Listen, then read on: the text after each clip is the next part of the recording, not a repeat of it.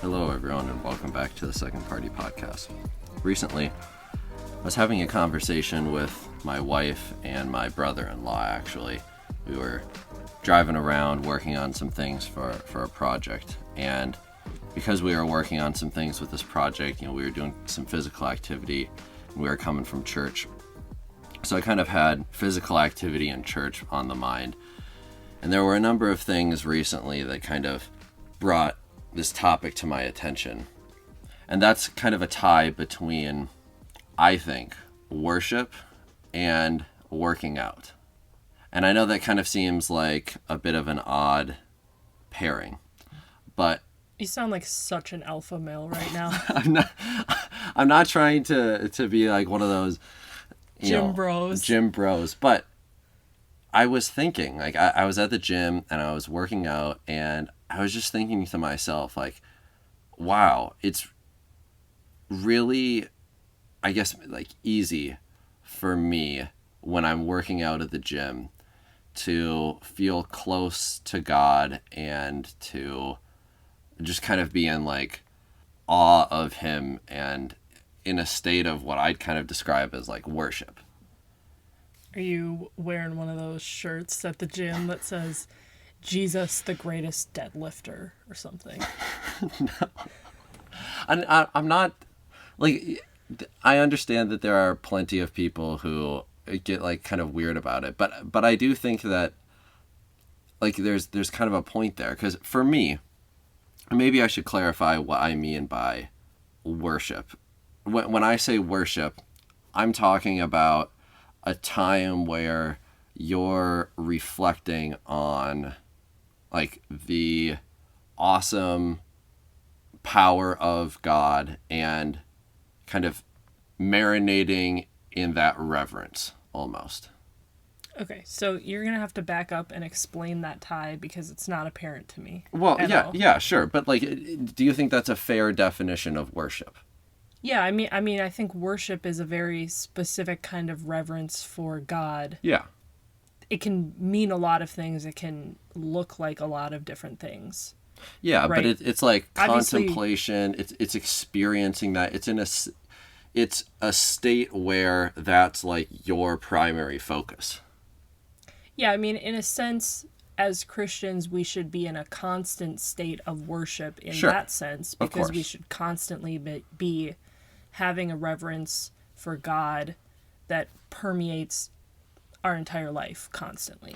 Yeah. But I think most of the time when people hear that, they're probably thinking about singing songs, preaching, or listening to messages, or reading the Bible, or praying. Sure. These are things that people do to worship. Yeah. Not really, doing pull-ups. So you're going to have to explain that one. But So part of the reason I think this was kind of on my mind when we were in the car with your brother was because... Also, I just realized you meant my brother and not your sister's husband when you said brother-in-law. Oh, yeah. Your brother I finally is my I finally remember the conversation you were talking about at the beginning. Yeah, okay. Yeah. So we're driving away from church, and we're, like, after church, and we were going to pick up some materials for a home project. And because we had just been in church, I was kind of thinking about, like, the worship music and stuff. And, like, if I'm being perfectly honest, the whole worship music thing, I understand that it's supposed to be something that's, like, to put you in this mental state where it makes that act of worship, it makes that reflection upon the glory of God easier, right? It's kind of trying to facilitate it in the environment. You're singing, expressing with your mouth praises to God. That's what you do when you're worshiping in song. Sure. And I've talked about this on Twitter, I've talked about it on the podcast before, but most Christian music doesn't really do that for me. I don't find it inspiring. I don't find it, like, reflecting of our amazing God, because it doesn't seem to reflect the qualities of God. Maybe a caveat for understanding here is that we go to a pretty large non-denominational type church where we're not Sure. singing hymns from 200 years ago. We're singing modern worship music. Yeah, and to your point, many of those hymns I do experience more of a I understand how they could be helpful, but hymns are a lot richer poetically in general than a lot of the modern stuff that gets pushed out.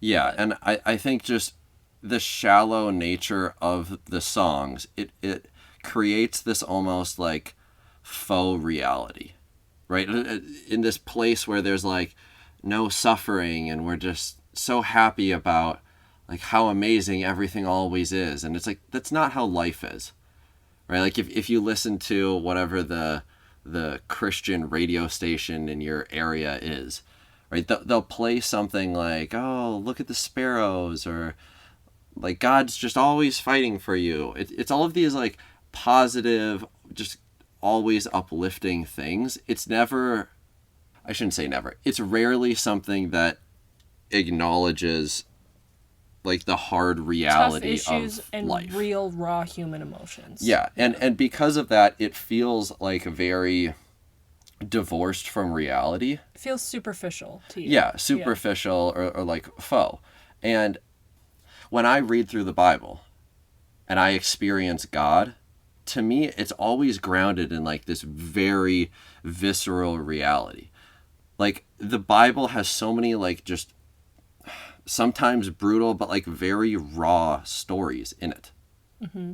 It doesn't shy away from the tough parts of life, right? Like we have stories about like David, a man after God's own heart, like essentially like cheating, and having someone murdered. Right. Like we don't shy away from stuff like that, and yet the music is this negative side. And then to kind of bring it back to the lifting side of things, by contrast, I feel like when I'm working out, there's this unbelievably grounded nature to working out. There's no denying the nature of reality in that moment. Like you either can or you can't lift that thing. You either cover that distance in the amount of time that was your goal, or you don't. It's so unbelievably grounded in reality. And something that I always experience when I'm working out is this recognition of like how feeble and weak I am. Even if I achieve some new goal, it's still like so trivial in the grand scheme of things. Even compared to like other people. Look at the person next to you. Yeah. Like I go to the gym and it's like, oh, I'm benching something. I feel good about that. And I turn over and the dude next to me is doing like 2.5 times the weight. Yeah. And then you think, oh, and like that doesn't at all, as impossible as that seems to me right now, with how exhausted I am, that's nothing compared to like the strength and grandeur of God. You know, I've talked about suffering a lot on the podcast, but it's easiest for me to feel or see God in those moments of like extreme suffering. Now, maybe I shouldn't say like extreme suffering for the gym, but in those moments of suffering, in those moments of weakness, that's when it's easier for me to be like, oh, and there's something much beyond this.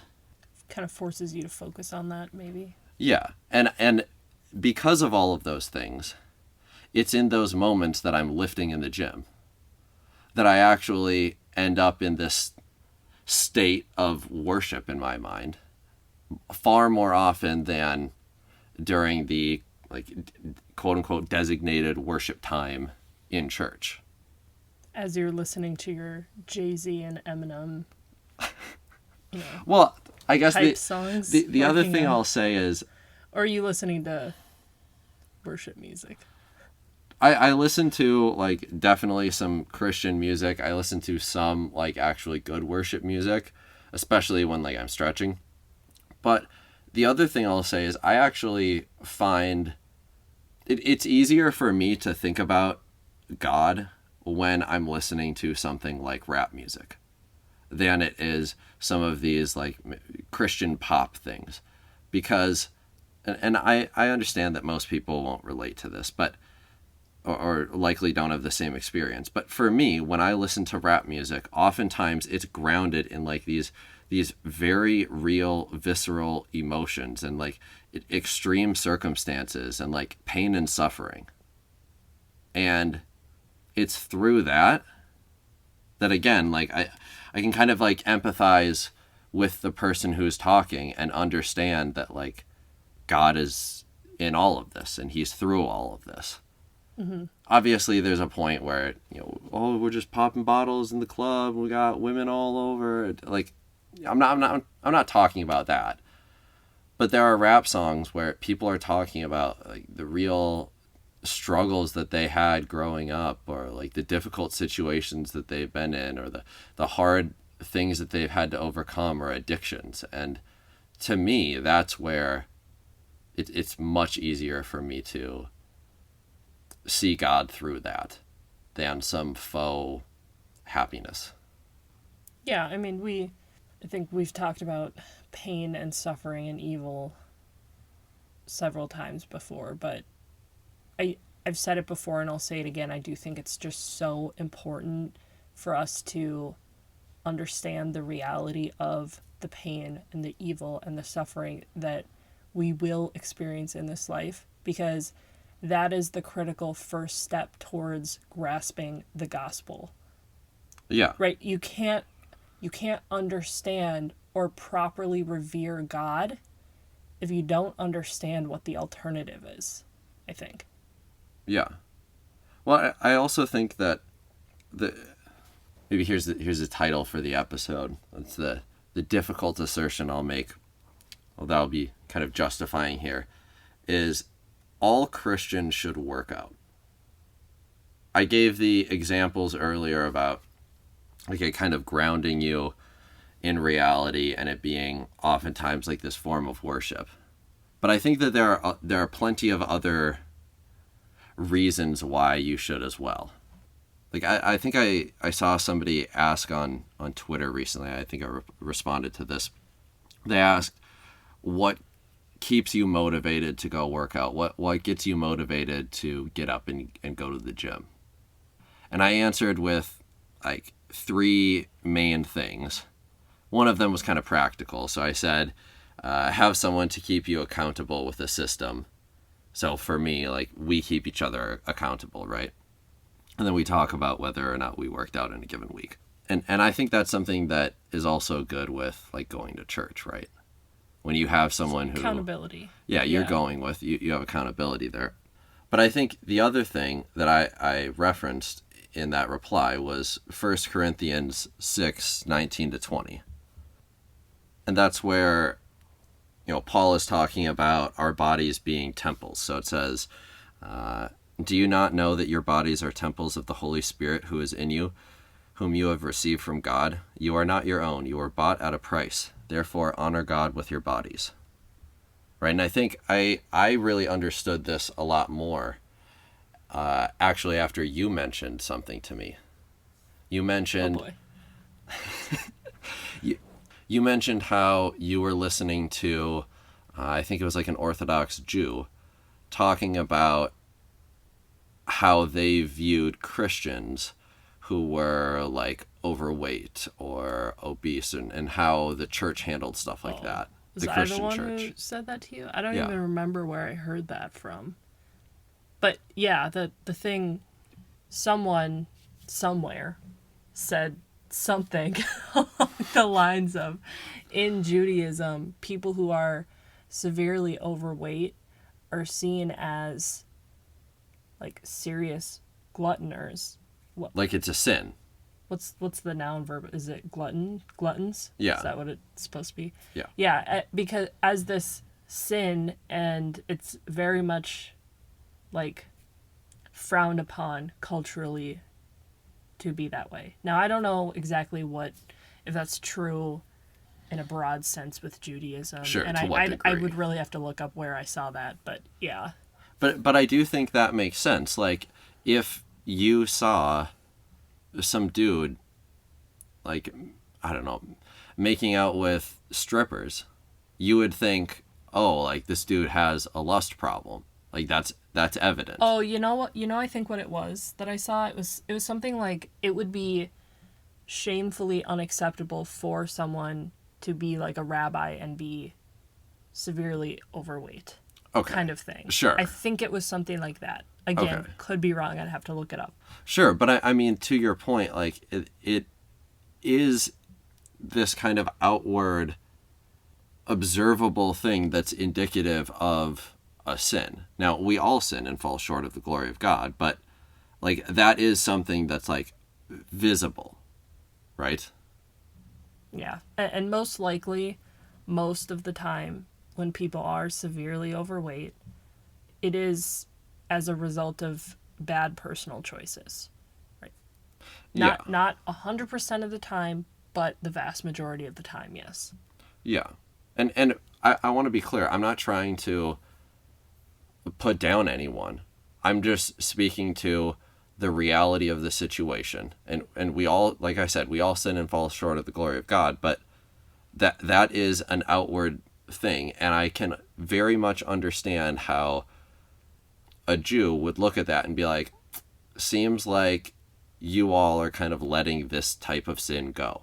And you're not really speaking to that at all. And the Bible talks about this both in the Old and in the New Testament. Mm-hmm. Yeah, so I mentioned 1 Corinthians. That kind of helps me get motivated. But then also there's a quote by Socrates that I mentioned, and I characterized it as we have a duty to understand what we can become. And his quote is, "No man has the right to be an amateur in the matter of physical training. It is a shame for a man to grow old without seeing the beauty and strength of which his body is capable." And I've kind of talked about this on some of the other episodes where we've discussed duty. Maybe we'll go into that a little bit more in depth at some point. But I think that, the age-old Spider-Man quote,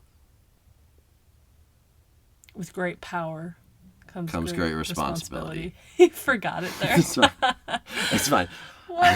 What kind of man are you? I was thinking with great ability comes great responsibility, and I was thinking, no, that's not it. That's not it. That sounds like trash. Yeah. That quote. But I do feel like you should be trying your best to perform to your greatest ability, right? Like, what is sin? Right, and that ability looks different for everybody. Of course. Right? We're not all going to have the same, quote-unquote, greatest ability. Yeah, so I can't be LeBron. Right, exactly. Yeah. Someone with severe medical issues or physical limitations, they're not going to be able to, be doing full pull-ups maybe or whatever. Yeah, of course. Benching 150. But, yeah, I mean, I think it's about doing the best with what you've been given, because you have a responsibility to take care of your body that you've been given. Well, and we're to be good stewards of everything that we've been given, whether that be like financials or our environment or our bodies.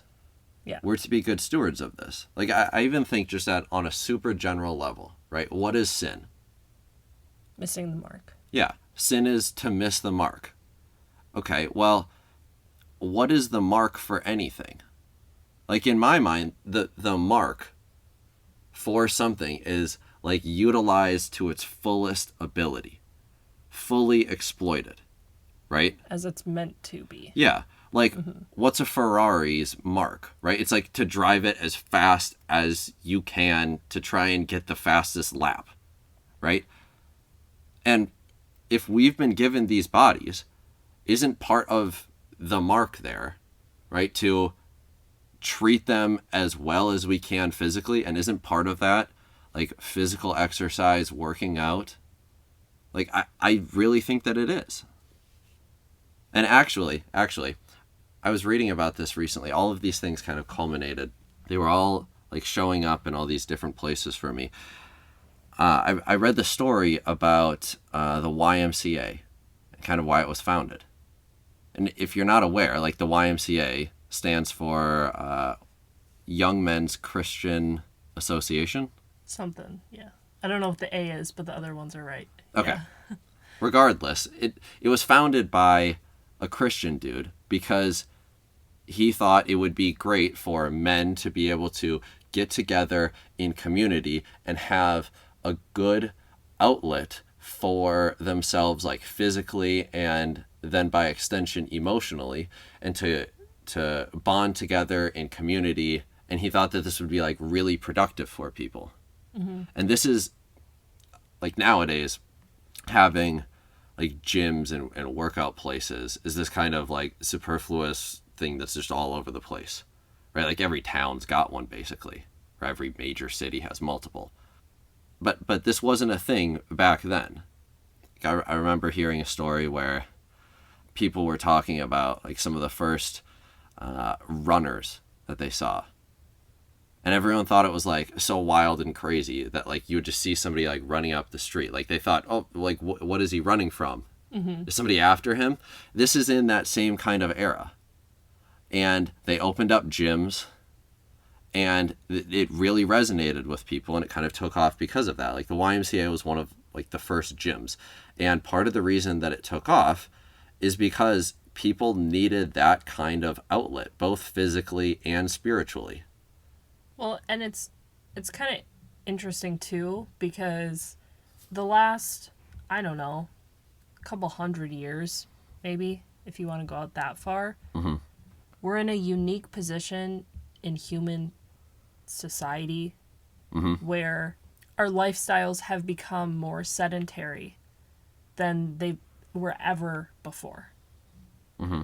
Right? Like people in Jesus's day, for the most part, they didn't have to go work out, you know, like they were walking miles every day. It was not. Yeah. Well, it was part of everyone's profession, doing something physically, right. moving around. Right. Yeah. Everyone. That's how people labored. Not behind a computer screen. Right. Yeah.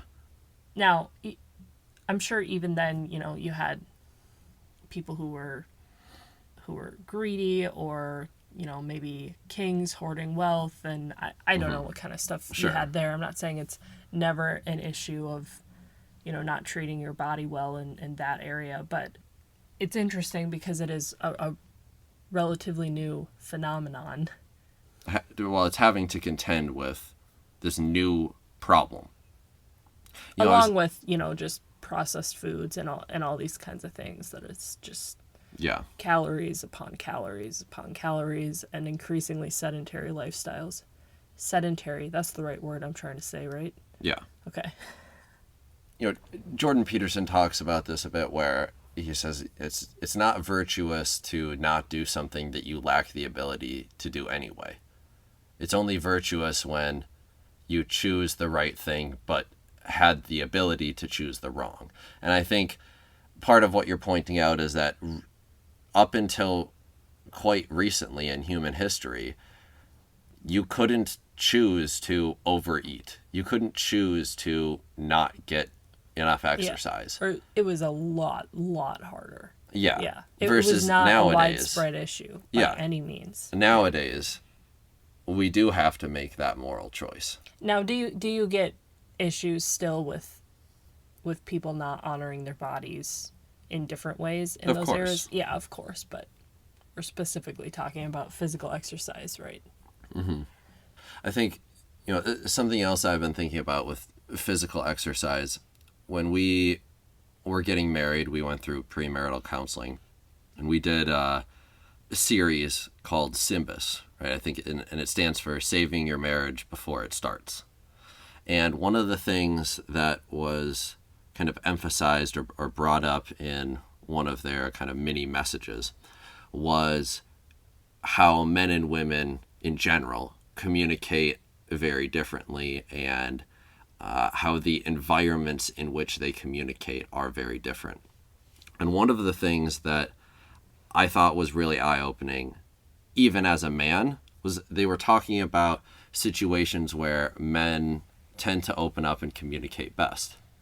And what they mentioned was, men tend to open up and communicate best when they're doing something physical. And I just thought to myself, like, oh yeah, that's totally right. Like, I'm one of those people where if I'm on the phone, I'm like pacing back and forth. Like, you see the meme where like the dude's walking on the roof, yeah. Like all over town, and then you hang up and you're like, oh shoot, where am I? Like, that's me. I can't even sit still in like my desk chair. Yeah. Without like squatting and then flipping the chair around and laying down and working sideways and stuff. Like, I struggle with just even that. And most of, I think, like our really deep, enlightening conversations between you and I oftentimes happen when like we're on a walk or right after we've been working on a home project or something like that, right? Just that ability to get things flowing also really can help in interpersonal relationships as well. I think that, there's good science to back that up, but something that I've noticed just kind of anecdotally is that if I am not working out, if I'm not able to move around and do physical things, I think I've noticed that I end up in this like significantly less grounded space. Like it's this more, I end up in these more abstract areas where I'm sure most people have come to some conclusion and they've thought, oh yeah, this is totally right. And then they're kind of slapped in the face with reality and they realize, oh, that made absolutely no sense whatsoever. Mm-hmm. Like, I wasn't considering just like basic laws of nature. Well, it's kind of like, we've talked about this a little bit before too. Like, the easiest way to learn something or get better at something is you need to go do it and try it. Yeah. Right? You can sit here and conceptualize art or a skill or a hobby and learn everything about it, but until you go out there and start trying to do it, yeah, you're not really going to absorb that information or make progress towards your goal. So it's like doing that thing physically with your body, experiencing it, is grounding you to reality. Yeah. That's kind of what you're trying to say, right? And this is what you're saying with, if I'm understanding correct, you're saying when you're working out, it's grounding you to the physical realities of your body and what you're capable of. Yeah, but I'm saying, I think you can even take it a step further. Like, we talked about this on our episode about relationships, where I said, I think you need to do kind of everyday mundane tasks to almost like sync up or get calibrated with your significant other. And I think the same kind of thing can be true for like doing physical work or physical labor. When you do that, it like calibrates you to the nature of reality. Like it's no coincidence that the people who think, oh, well, like, yeah, people are just born good and like communism could totally work. It just hasn't been tried correctly yet, right? Where do these concepts come from nowadays? Like, they're coming from these university environments. Okay, well, what's unique about the university environment? It's a positive and a negative. It's this highly abstract place, right? You're constantly dealing with concepts. Right. You have people researching things, which in part is divorced from like the economy, right? It's divorced from money. Yeah, it's divorced from that. And I think when we go out and we do physical things, whether that's lifting at the gym or fixing your own car, I think these types of things, doing home projects, they help ground you in reality and they help to calibrate you to that reality and then help prevent against obvious like intellectual mistakes that can crop up if things get too abstracted. Like this is something that like other people have noticed too. Like I have a bookmark from a Twitter account called Local Distance that, you know, he's going over and he's fixing something on his car and he concludes with like, why I fix my own car, physical work keeps us grounded. Like it's not just me that's realized or observed this in his own life. Like plenty of other people I think also notice this. And I think if you end up in this environment where you're constantly doing abstract things, and then you go out into the real world, you're kind of slapped in the face with that. You realize very quickly, oh shoot, like, I'm not prepared for this right now. Like, there's something out of whack here that needs to be put right. And usually how you put that right is you either practice, like you were talking about, or you do physical things.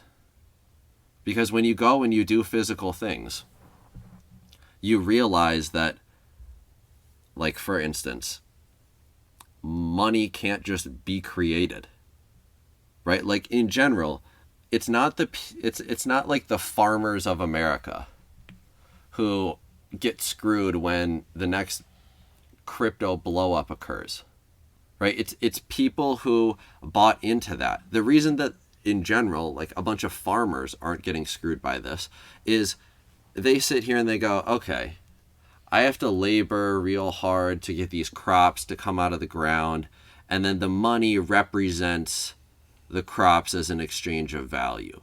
You can't just snap and create value. It takes effort and labor and resources. So when somebody tells me, oh, you can just double your money in a month, bro, that's going to set off alarms in their head. It doesn't pass the sniff test for them. They're going to go, it's BS. It's when people sit in finance all day, conceptualizing the possibilities and the theories and... Oh, and let's calculate the alpha and the beta of this stock, and if we get the spread just right. It's these Wall Street type of people that get caught up in stuff like that. It's those same types of people that result in, like, the 2008 housing crash. And I think when we work out, it helps ground us in reality. And reality is representative of God. He created all of this. So it's for that reason that I think all Christians should work out. And use it as a time to, reflect on God and their own insufficiencies. Well, yeah. I think reflect on God, worship Him. Yeah, exactly. Through the pain. Like, bask in God's greatness and experience the transformative suffering that makes us better and become everything that you can be. Yeah. And ground yourself to reality and have community with other Christians. Climb up towards something higher and something greater. Yeah. Working towards some ideal or some end goal. Yeah. And I think that helps our witness too. Because when we're grounded in reality, when we experience that suffering, whether that's through, just the lifting or through listening to music that talks about those rough, suffering things like we were talking about earlier with rap, while you're lifting, I think through that and that better understanding of reality, you can better relate to someone else. Or you can, be in good physical fitness and have a better witness to people of the Jewish faith, let's say. And I think that you can do this at any age. I'm not saying you have to go and you have to be doing, pull-ups and curls and deadlifts and squats and stuff like that. For some people, it might mean, I need to go on a couple mile bike ride. I'm going to go on a walk with my wife every morning. It really helps our souls when we go and work out. And I think that should be part of every Christian's life. And I think that it's something that should be emphasized and talked about in the church far more often. Because it does relate back to people's relationship with God in a variety of different ways that we outlined. And there's phenomenal biblical basis for it. It's not for no reason that the Jews have that view. Paul didn't just flippantly say that our bodies are temples to the Corinthians. That's how we should be treating them. So that's why I think Christians should work out. So we can take care of our bodies, so we can be in community, so we can be grounded, so we can relate to people, and so that we're able to be transformed through pain. Well, it's getting late, but recently I've been thinking about something kind of in a similar vein to what we were talking about earlier.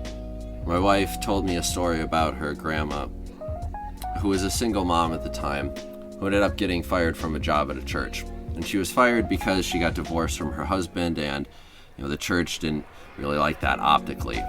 And something similar happened at a church close to us recently, where a woman was fired because she got divorced from her husband and then remarried somebody else shortly after. And this was kind of frowned upon because at a general level, the church didn't want to be employing people on staff who were obviously outwardly projecting a clear and obvious sin. And this applies to a variety of other things as well. I'm sure if there was a bunch of illicit content online of you, or if you were living with a significant other who you weren't married to, or if you were dating someone of the same sex, right? These are all things that go against the church's values and are a very obvious outward representation of this.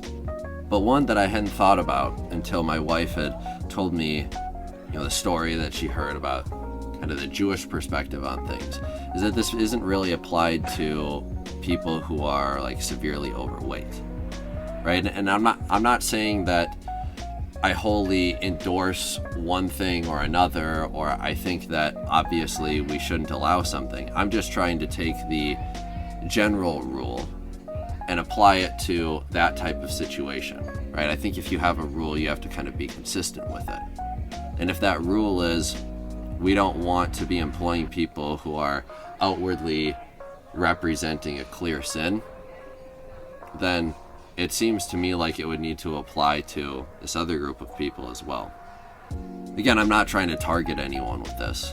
I don't necessarily agree with all of the choices that I mentioned from other categories either, but I think that rules should be consistent. But that's just what I've been thinking about recently.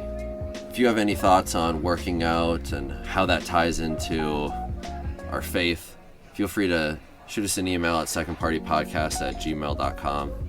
We'd love to hear from you. With that, thank you again for listening. Have a good night.